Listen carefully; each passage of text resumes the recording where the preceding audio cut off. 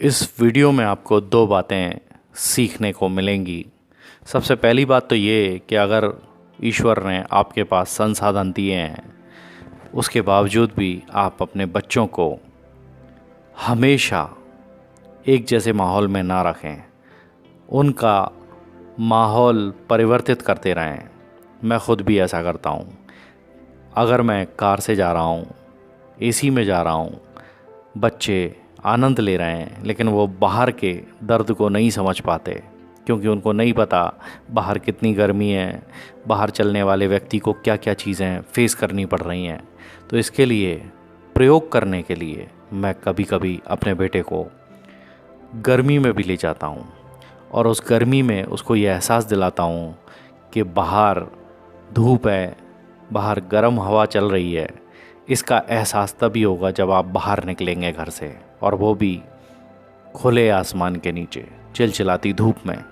उसको ऊबड़ खाबड़ रास्तों से भी ले जाता हूँ, जिससे उसको ये पता चल सके कि रास्ते हमेशा अच्छे नहीं होते हैं। कई बार दुर्गम रास्तों से भी ज़िंदगी में गुज़रना पड़ता है।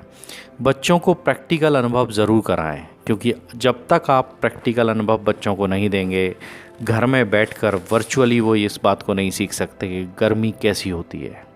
एसी में बैठकर बच्चा कभी नहीं समझ पाएगा कि धूप की गर्मी किस तरह से लगती है, लोगों के पसीने कैसे बहते हैं। तो ये सब चीज़ें दिखानी बहुत ज़रूरी है। क्योंकि हम मिडिल क्लास के लोग हैं, तो हमें तो अपने बच्चों को रफ टफ बनाने की आवश्यकता है, क्योंकि हमारे बच्चे जब तक रफ़ एंड टफ़ नहीं होंगे तब तक वो सरवाइव नहीं कर पाएंगे, दुनिया नहीं जीत पाएंगे। इसलिए उनको सारी चीज़ें सिखाने की ज़रूरत है। अच्छी बात है बच्चों को लाड़ प्यार से पालना, और भी अच्छी बात है उनको बहुत सारे संसाधन देना, अपनी औकात से बढ़कर उनके लिए करना। लेकिन इससे भी ज़्यादा ज़रूरी है कि उनको ये सारी चीज़ों का एहसास ज़रूर कराया जाए। एक बात और मैं आपसे करना चाहूँगा कि जब आप हाईवे पर चलते हैं तो 80 की रफ़्तार से ऊपर जब भी आप जाएं, तो ये समझ लें कि हो सकता है कि आप किसी समाचार की हेडलाइन बनने जा रहे हों। इसलिए मैं हमेशा कोशिश करता हूँ कि गाड़ी 80 के ऊपर ना जाए, ऐसी कोशिश मेरी रहती है। इससे आपको एक तो एवरेज बहुत अच्छा मिलता है, दूसरी बात आप सुरक्षित रहते हैं।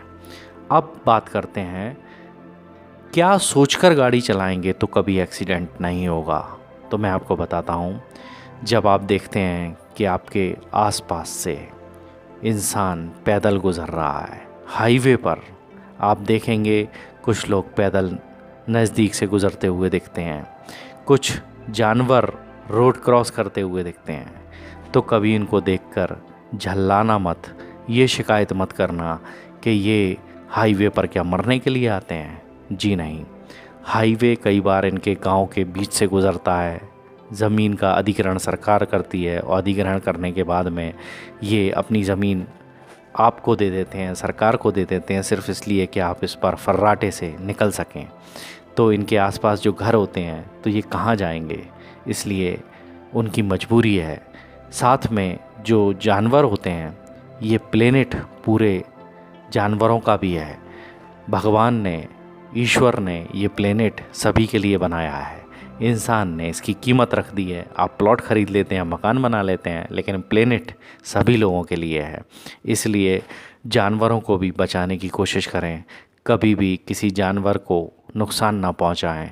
गाड़ी चलाते समय इस बात का हमेशा ध्यान रखें कि गाड़ी के नीचे कोई जानवर ना आए, जिससे आपको भी परेशानी ना हो और साथ में किसी की ज़िंदगी आप ना छीन सकें। दोस्तों, मेरी यही कोशिश रहती है कि मैं वीडियो में आपको कुछ सिखा सकूं। मैं ख़ुद भी सीखता हूं और आपको भी सिखाता हूं। मैं कभी 80 की रफ़्तार से ऊपर गाड़ी नहीं चलाता। बहुत ज़्यादा तेज़ी से अगर मुझे जाना हो तो ज़्यादा से ज़्यादा 90, बस, इससे ज़्यादा नहीं।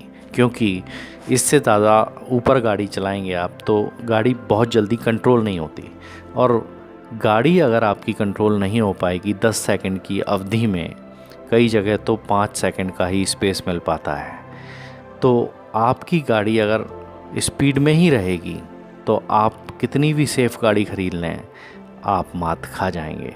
इसलिए कोशिश ये कीजिए कि कि आप अपनी ड्राइव को पूरी तरह से सेफ राइड करें और पूरी तरह से अपने परिवार को सुरक्षित रखें। धन्यवाद। वीडियो पसंद आया हो तो इसको शेयर लाइक ज़रूर कीजिएगा।